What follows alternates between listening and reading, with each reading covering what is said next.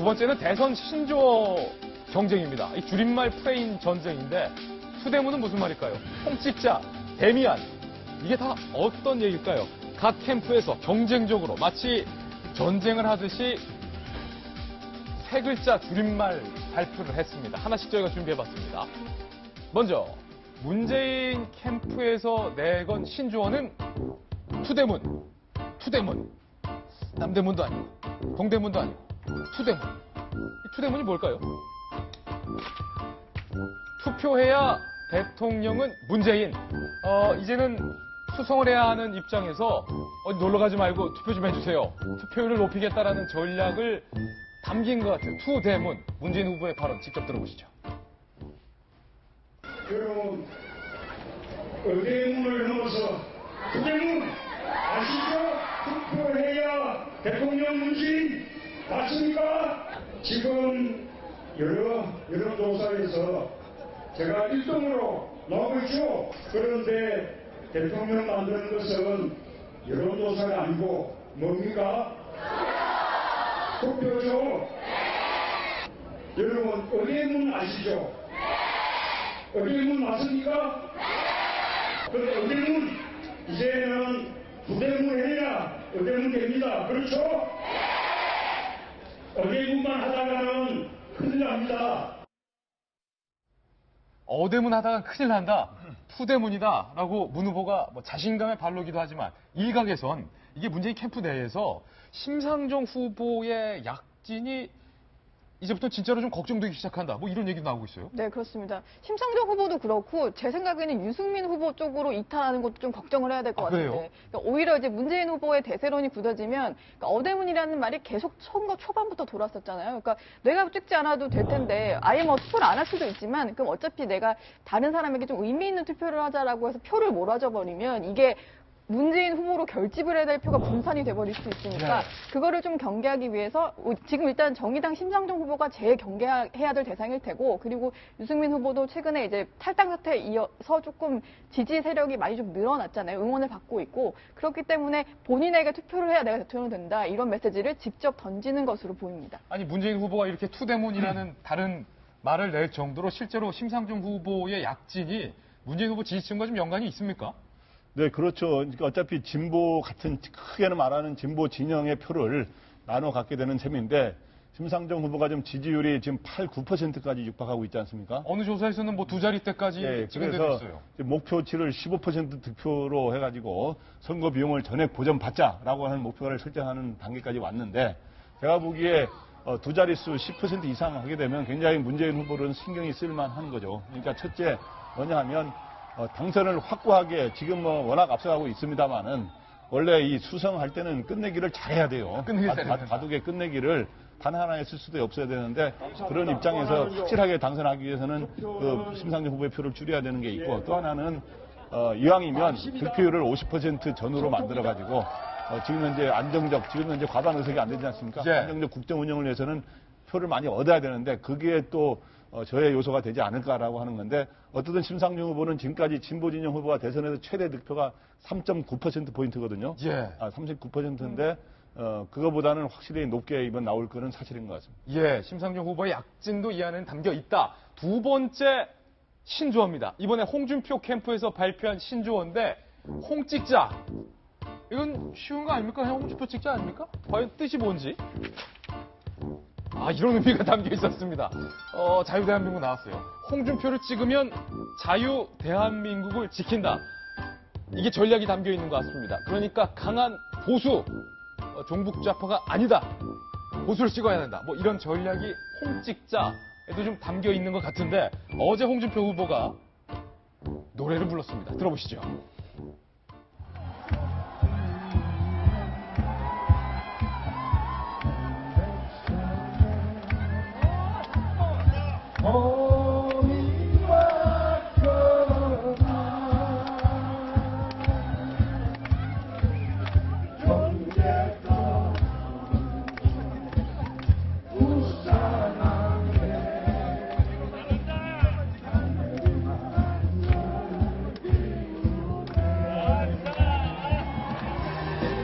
고야 울지 마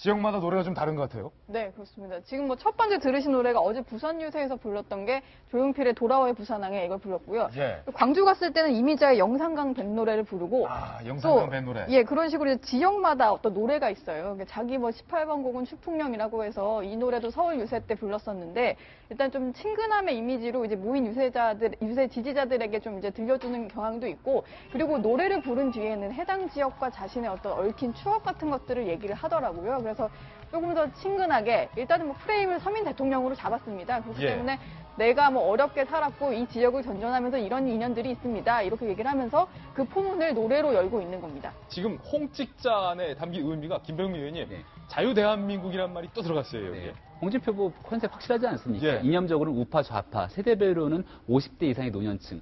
지금 이제 전국 노래자랑을 한다라고까지 얘기를 하고 있는데 이러한 얘기들을 유세 현장에 가고 마이크 잡고 노래 부르면 일단 기본적으로 대학생들이라든지 젊은 층들은 현장에 모이질 않겠죠. 예. 대신 어르신들은 모이셔갖고서는 홍준표가 노래를 부르면 같이 열광해서 떼창을 한다는 거예요. 그러니까 내가 지켜야 될 표는 확실하게 지킨다. 자유 대한민국 부산에서 돌아와요 부산항에. 그렇죠. 서산에 가서 서산 갯마을을 부르고 예. 이게 어느 날 갑자기 준비해서 안철수 후보한테 자 노년표가 중요하니까 노래 한 곡 부르십시오 하면 되는 게 아니라 되는 게 평상시부터 예. 내가 갖고 있던 탤런트 재능들이 좀 있어야 되는 건데 홍준표 후보는 약간의 이 예능감, 끼가 좀 있는 것 같아서 과거에도 개그맨 시험 보려고 했다는 거 아니겠습니까? 아 그래요? 그런 부분들이 아마 노년층들의 마음들을 다시 한번 위로하면서 적어도 자기가 지켜야 될 표는 확실하게 지킨다. 뭐 이런 컨셉으로 가는 것 같습니다.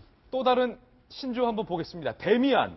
저는 이거 좀 처음 봤는데 데미안. 소설가 이름도 있죠. 데미안. 소설의 이름이 소설의 이름이 데미안. 레미안이 아파트도 있고. 데미안은 뭘까요? 데미안. 대신할 수 없는 미래 안철수. 안철수는 미래는 안철수가 대신해야 한다. 데미안. 그런 신조어를 발표한 건데 안철수 후보의 얘기도 한번 들어보겠습니다. 더 이상 국민이 서로 반으로 나뉘어서 분열하고 갈등하고 서로 미워하는 일 없을 겁니다.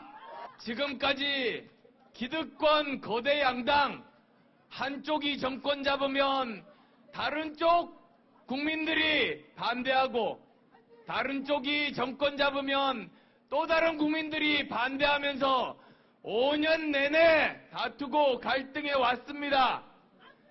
제가 당선되면 이제 더 이상 대한민국은 그러한 악순환에서 탈출할 수 있습니다.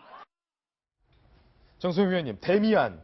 홍직자나 투대문보다는 조금 어려운 감이 있는 것도 사실인데 뜻은 좋아요. 대신할 수 없는 미래 안철수인데 안 후보가 데미안을 얘기하면서 홍위병 언급을 했다고요? 홍위병 얘기는 왜 나온 겁니까? 국민의당 홈페이지에 유독 부정적인 댓글이 많은데 왜 그러냐 하는 질문이 나왔나 봐요. 거기에 대해서 이제 문재인 지지자들이 국민의당에 와서 이렇게 악성 댓글을 남긴다고 얘기를 하면서 만약에 이제 문재인이 집권을 하게 되면 5년 동안 홍위병이 날뛰는 해상이 될 거다라고 이제 비유를 했는데요. 사실 저는 홍위병 비유가 좀 심하다고 생각은 듭니다. 그렇지만 예. 지금 이것은 안철수 후보가 지금 좌우에 협공을 당하면서 그 위치가 지금 이제 좀 축소되는 그런 위기감을 반영한 얘기 같고요.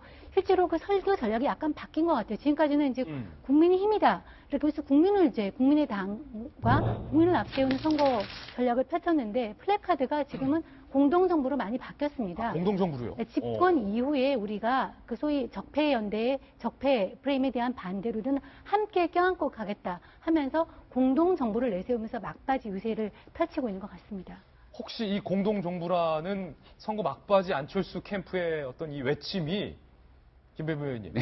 공동정부 혹시 선거전 단일화를 염두에 둔 거 아니냐? 안홍 공동정부 뭐 이런 걸 얘기하는 게 아닐까 싶은 생각이 드는 게요. 어저께 갑자기 동네를 지나다니는데 뭐 대신할 수 없는 미래 안철수 현수막이 붙어있던 곳에 갑자기 개혁 공동정부에 대한 현수막이 붙어있기 시작하더라고요. 그래서 저는 이걸 보면서 야 이거 혹시 진짜 선거 마지막에 가갖고서는 홍준표 후보와 개혁 공동정부를 구성하는 뭔가의 새로운 단일화에 대한 메시지를 나타내는 게 아닌가 싶은데 현재까지 요 며칠 동안 김종인 전 대표가 보이지가 않아요. 예. 물 밑에서 도대체 무슨 일을 하시는지 모르겠는데 안 보인다는 건 물 밑에 있는 거다. 그 물 밑에서 김종인 전 대표가 얘기했던 정치는 가능성의 예술이라고 하는 그 가능성을 지금 제가 봤을 때는 2%밖에 안 되는 가능성을 어떻게 100%로 현실화시킬지는 뭐 좀 지켜볼 필요가 있겠죠. 김종인 전 대표가 또 선수거든요. 네. 이또 선수가 물 밑으로 자망을 했다. 뭔가 심상치 않아 보입니다. 계속해서 대선 신조 살펴보죠.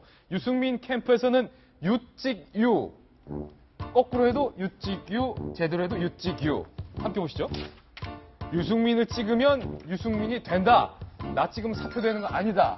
라는 얘기를 했고요. 심상정 후보에서는 선거 초반부터 심알찍, 이거 꾸준히 밀었는데, 이거 먹혀 든 것 같아요. 심알찍. 심알찍은요, 심상정을 알면 심상정을 찍는다인데, 이게 말입니다. 노은지 기자가 현장에서 봐서 알겠지만, 심상정 후보가 대선 초반부터 심알찍을 외쳤는데, 지금 여론조사 기관에 따라 다르지만, 두 자릿대까지 돌파한 여론조사 결과도 나왔어요. 네, 그렇습니다. 심알찍. 저게 사실 지역구에서는 심할직이라고 한대요. 그러니까 남편이 나와서 했던 얘기인데 지역구에서는 이제 심상정 알면은 심상정 다 밀어주고 싶다 이런 얘기를 한다고 하거든요.